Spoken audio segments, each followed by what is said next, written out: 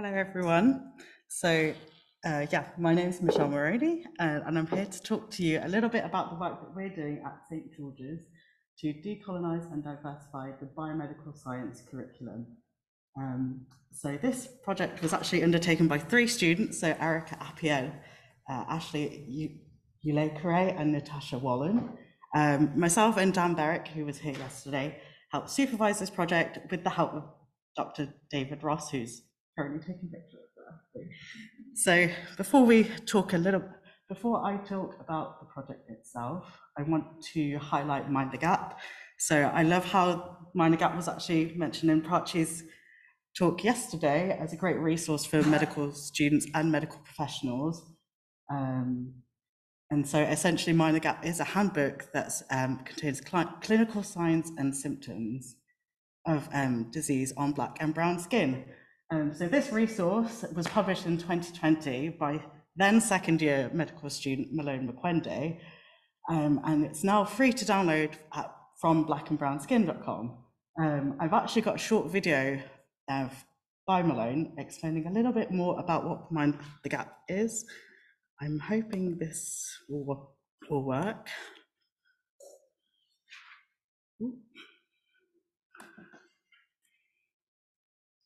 I'm not sure what I've done here.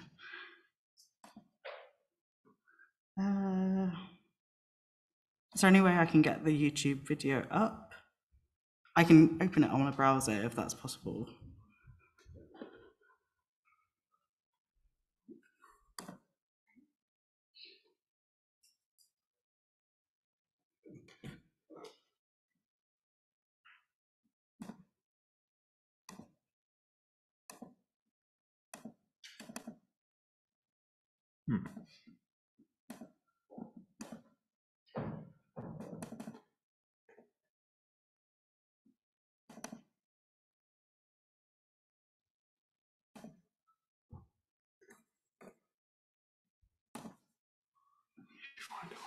Okay, let me see if I can find it.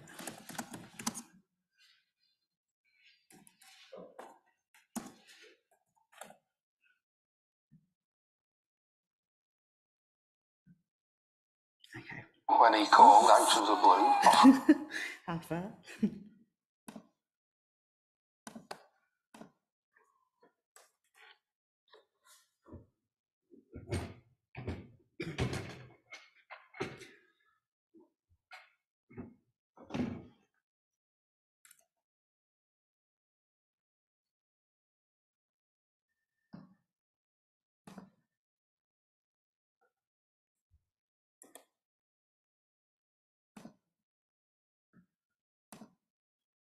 Free.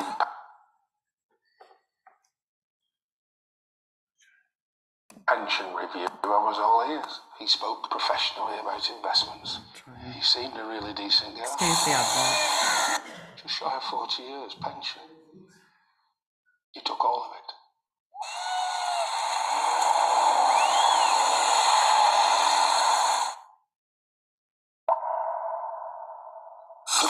Hey everyone, my name is Malone. I'm a third-year medical student currently studying in London. I am also the co-author of Mind the Gap, which is a clinical handbook of signs and symptoms in Black and brown skin. The handbook itself features pictures and descriptors about how certain conditions present on darker skin. It is important that we as a community start to appreciate that not all conditions will present the same. Growing up, a common theme was seeing members of the Black British community have many issues with the healthcare system, which led to problems such as misdiagnoses. I did not entirely understand why this was the case, as I was quite young. However, on arrival at medical school, I had the urge to look into this issue further. I was shocked to find out about some of the problems that exist within medical education to this day. A recent study in the USA found that medical students believe that Black patients are less likely to feel pain. This is due to false beliefs about biological differences between Black and white people. With these ideologies stemming from the times of slavery, where scientists would often use these beliefs to justify slavery and the inhumane treatment of Black men and women in medical research.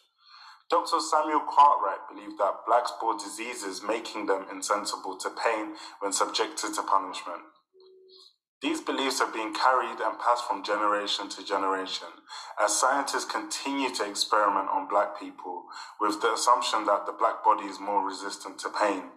I also found some striking statistics, such as Black women being 5 times more likely to die during childbirth in the UK, and the recent COVID-19 pandemic illustrated how people of colour were disproportionately affected globally. The research suggested that there are a lot of reasons for this, but one thing I noticed was that there was a lack of training on detecting signs and symptoms on Black and brown skin, and I felt like this was something that I could do to help address that. At medical school, it didn't take me long to notice a lack of diversity in the medical imagery. For example, if we search for examples of Lyme's disease, which is often referred to as the bullseye rash, we commonly struggle to find examples that exist on darker skin. There's a white skin bias that exists when looking at medical textbooks that we use and the reference images that we use in the lecture theatres. There are many implications for having a lack of diversity in medical textbooks, which future healthcare professionals will take into practice. I decided to sit down with 2 of my tutors from university and discuss how we could tackle this problem. It quickly became pretty clear that there was currently a gap across the healthcare setting about how conditions presented in Black and brown skin. We decided on addressing the issue by creating a resource in which people could find images of how signs and symptoms are presented on darker skin. This is how Mind the Gap was born. So as an example, let's take one of the conditions from the book. Ecchymosis is also known as bruising. This forms when blood vessels near the surface of the skin are damaged. This results in a purple or dark brown discoloration. In darker skin, the initial bruising will be harder to notice due to the increased melanin pigment.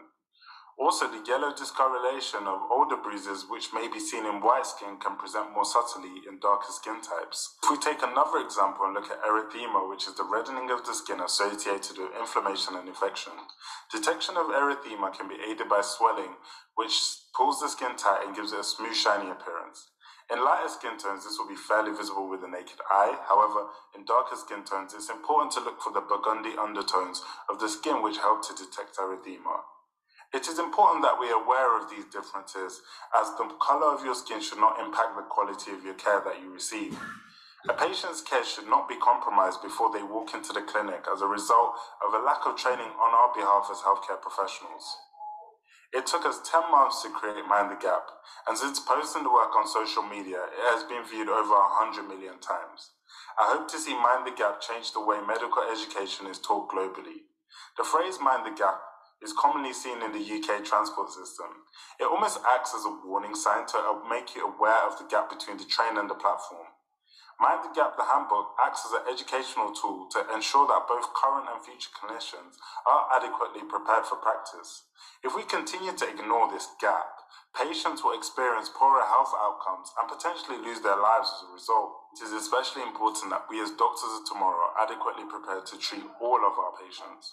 We need to start building the foundations that will aid in narrowing and one day eradicate global healthcare inequalities. Okay, so hopefully everyone is now a little bit more up to speed with what Mind the Gap is. So you're probably thinking, oh, what does this have to do with... Ooh. That's right, this month is the cheapest time for you to get life insurance to protect your family, period. Apologies. Let me just close that and then I can...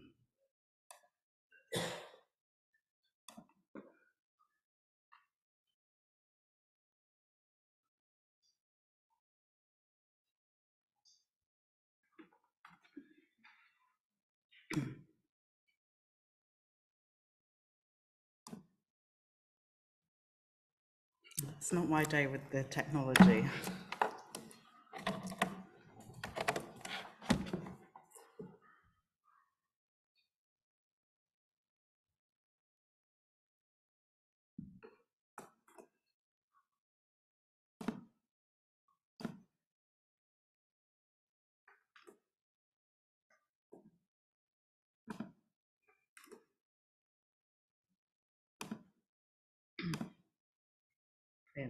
Thank you.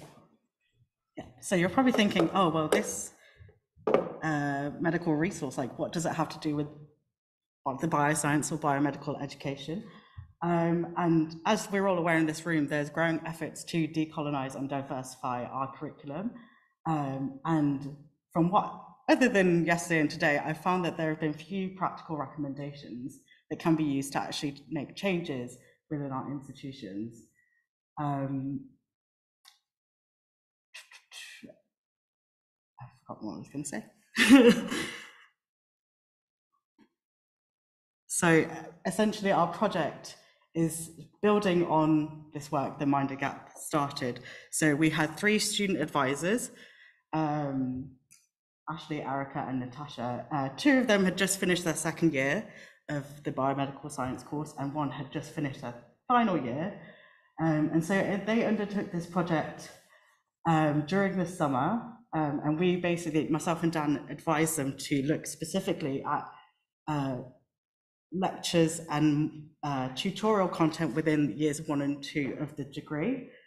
Specifically our modules that link to physiology, anatomy and pathology, as we thought we don't want to give them too much work to do. This is just kind of the first step to making these sorts of changes. Bearing in mind that Mind the Gap is a resource that's focused on the images used during medical courses, medical education, we thought the main focus of the project should be to look for those images and see how frequent you see darker skin tones appear within biomedical science.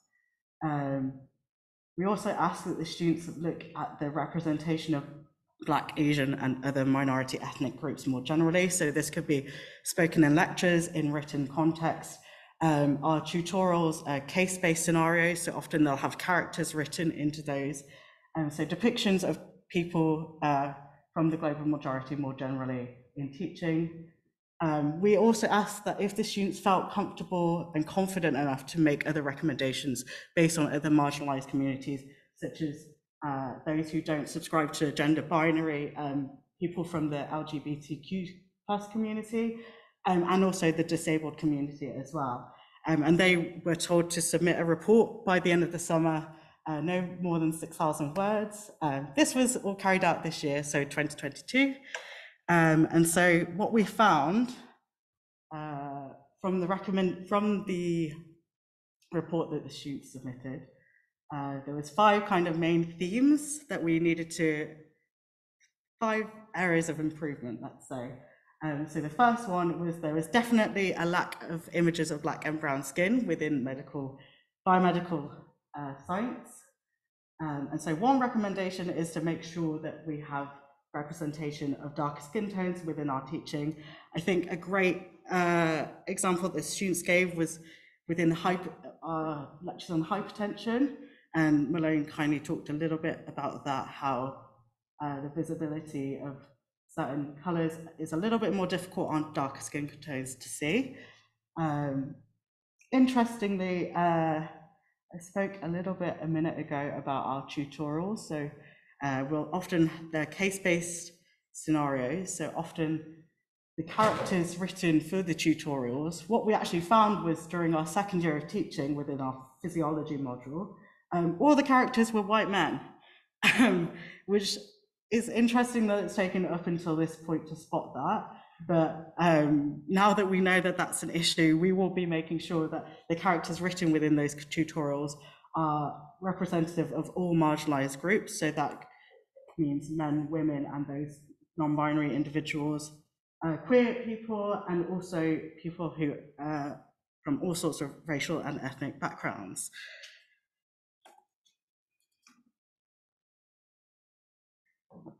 The third kind of area of improvement was during our first year pathology, one of the first year pathology tutorials, where they talk about sickle cell anemia. So within that case, within that tutorial, there are actually 5 characters of Nigerian heritage. But when the students looked at the lectures where they learn about sickle cell anemia, there was nothing in that lecture that said why their heritage was important. And so we think, well, the students made the recommendation that this should be included going forwards. There's nothing about racial disparities within the healthcare system overall in the modules that the students looked at. So Malone pointed out that Black women have a higher mortality rate than white women, as do other women of color during childbirth. And so we need to be teaching about our students about these outcome inequalities and also have the discussion as to why they occur. And a lot, from what I've picked up from yesterday, is sort of the racist histories of science.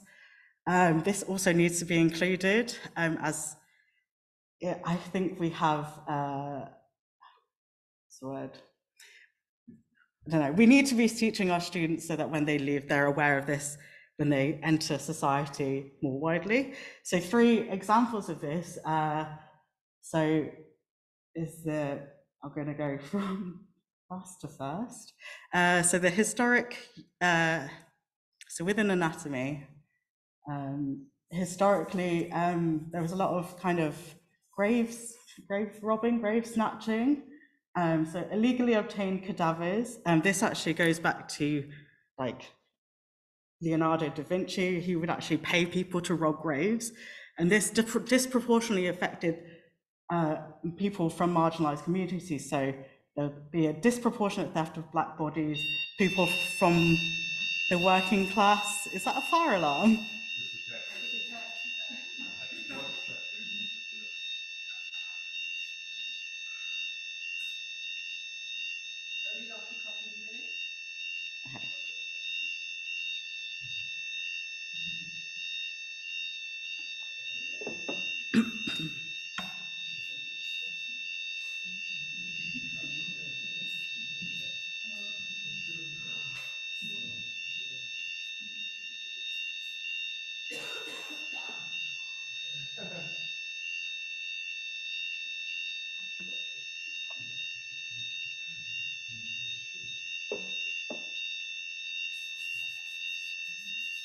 Fast attack. I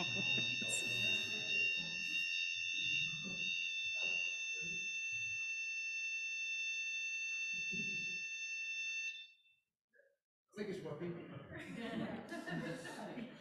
Is that okay for me to continue? Ooh. Okay. I can't remember what I was speaking about last. So yeah, the disproportionate theft of Black bodies.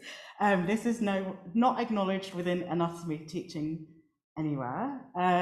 So you may be familiar with the HeLa cells, which are an immortalized cell line. I believe the first immortalized cell line.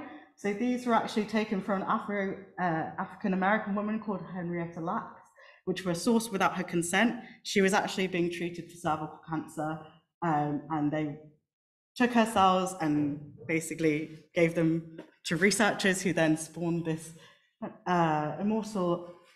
immortalized cell line, which has actually kind of precipitated a number of scientific advances within cancer studies. And also, interestingly enough, our students learn about contraception. And I think things like this is really important. So it was mentioned, I can't remember in someone's talk yesterday, about how, especially in the US, there's a huge number of Black women who are forcibly sterilized. And what's interesting to learn is that contraception or birth control, more kind of generally, was actually almost hijacked by eugenicists. And they obviously, with the kind of they had the financial backing to put these things in place and make these happen, and that is not taught in our curriculum currently. And so I've kind of taken those 5 areas of improvement and like put them here more succinctly. Myself and Dan will be looking into these recommendations and hopefully implementing them within the course by September 2023, ready for the next intake of students. But those areas of improvement, just want to give for you. So making sure your curriculum includes images of Black and brown skin, ensure that representation in sort of non-visual resources is fair, particularly of marginalized communities, to make sure that you're teaching like racial and ethnic significance where appropriate. Obviously, we don't want to fall into stereotyping, acknowledging and discussing reasons for racial disparities. That was also touched on yesterday, and including those kind of dark histories that we don't really talk about, specifically in this case with anatomy. Okay, so thank you for listening to me. I don't know if it's okay to take questions right now. I'm not sure if someone's immediately after this or not.